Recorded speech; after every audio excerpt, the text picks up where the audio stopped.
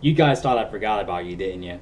No, I promise, I didn't. I mean, I just had a lot going on Sunday night, and I just when I got home, I didn't have enough time to do a review on this episode. But I had to watch it again and rewatch it, and then do some other stuff. So now that I finally got all that out of the way, now I just want to break down my honest opinion on this mid-season finale. So there's gonna be spoilers, so you exit out if you have not seen the mid-season finale. Go get caught up and then come back and watch, and then come talk to us. Now, I have to say, it was interesting because three people in the group were going cuckoo. I mean, there was Daniel, there was Nick, and there was Chris. and I mean, I understand, like at least Nick and Daniel, because Daniel, he lost his wife, and that loss is, just not helping, and having that traumatizing moment when he was a child, like what how he explained to Madison, like that moment that he had when he was a child, when he saw saw dead bodies around him, in the water and stuff. I think that's the same. I think we got to see that flashback, and we see that that I think somebody made him kill one of those people, and they didn't do anything as far as I know. I mean, unless we find out more about that. But somebody made him kill an innocent person, and yeah, I mean, like that's enough to fuck with someone's head. So yeah. And there's Nick, and he seems to be very comfortable with the dead. I mean, like, and Celia's influence has really gotten to him. And then there's Chris. I'm guessing, like losing his, just losing his mom, like who he had a stronger connection with than Travis. That, from what we can see, I guess that's taken a toll on him. That's my diagnosis. But I can understand why Travis, chose to, keep away from the rest of the group. And like, I mean, if he didn't believe Alicia when she said that he was standing over her with a knife, he wouldn't be doing what he wouldn't be making this decision that he made. Like this, I gotta stay with Chris, and I'm not coming back. Don't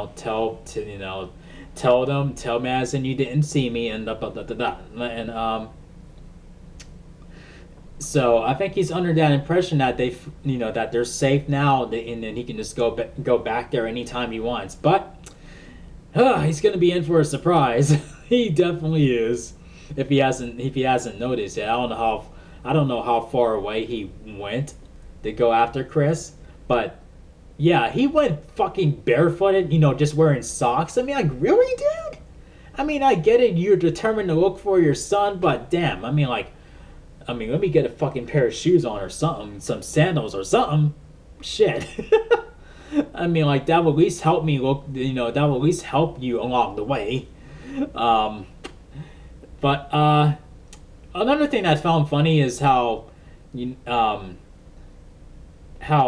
Madison locked, how she trapped or tricked Celia into being down in the basement, and she locked her in there without even thinking, without even blinking, and the way Celia reacted to it was just like, it was like she didn't care. It was like she was welcome. It was like she was accepting punishment, like from the way she just looked at her, like. And Madison just locked her in there and just he said, I gotta protect my family," and she did whatever it took to do that as well, without no conflicts or nothing. I mean, something had to have happened to her, like for that decision to be easy. I mean, just the fact that she did that to protect her family, it reminds me of somebody that we know. If it wasn't for that memoriam in Talking Dead, I would be convinced that Celia had survived. But according to Talking Dead, she didn't survive. She is gone. She is like Walker infected dinner for the dead. So, and it looks like Daniel died, but I highly doubt that he did until further notice. I'm just gonna say that Daniel is alive. He somehow survived the fire that was was starting up. Even underneath his feet. Where it's going between his legs and it's going like a little bit behind him and it's starting to rise up. I'm like, okay, how are you gonna get away from that? I mean, I'm sure they're gonna say, oh, yeah, he got out of there, but I don't know. And I like how we saw Strand's humanity. Like, I loved his swag though, like where he was just like a cold-hearted, guy who was like, yeah, this is my boat, and I'm calling the shots, and yada yada yada. But he's starting to show more humanity ever since they did reach their destination where he was trying to get to. It was to the point where he was determined to bring at least Madison along with him, like when he does leave. So I mean, I can see how he's protective of her. Like, come on, we gotta go, Madison, we gotta go. And it makes me wonder, where is Nick? I mean, what does the future hold for the them as a whole? Are they gonna reunite? Is one of them gonna die? I mean, like, what's gonna happen here? And I don't know. And Celia wasn't as threatening as I thought she was gonna be. I mean, she was more threatening in the previous episode than in this one. In this one, she is just like a little cuckoo, and I get it that it's hard to accept the fact that once you turn, you're gone, you're dead. There's nothing left to bring back, and and she can't wrap her head around that. But and that's what made her dangerous. And man, it makes me wonder where they're gonna go from here. But I'm glad that we're not gonna get any more episodes until August. This first half was kind of watered down. There were moments I did like, that I did enjoy, but I did not love it. I did not like it as much as I wanted to, but I did like it, just not as much as I wanted to. But I just hope that they step their game up in the second half, and it got a season 3 like right after the season premiere. And now I'm at this point where I'm like, does this show even deserve a season 3?